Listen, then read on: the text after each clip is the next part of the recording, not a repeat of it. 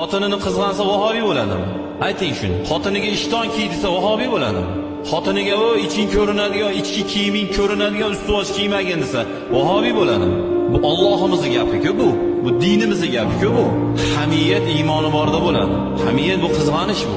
Qizg'anmaslik natijasi bilasizmi, oilalar parokanda bo'ladi. Zino rivojlanadi. Zino rivojlangan joyda otasi notayin bolalar tug'ila boshlaydi. Kasalliklar tarqaydi. Kasallik hamki tuzalmas kasalliklar tarqaydi. Hatto qorindagi boladan gumon qilyapti otalar. Shu darajaga keldik.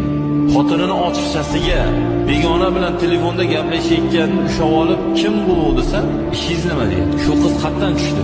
Buni otasi bor, onasi bor, oilasi bor, dadasi bor, buvasi bor. Sabab ona ko'rib qiz ol degani mashi bo'ladi. Ona o'zi beodob, ona o'zi betarbiya, ona o'zi Xudodan qo'rqmaydi. Ibosa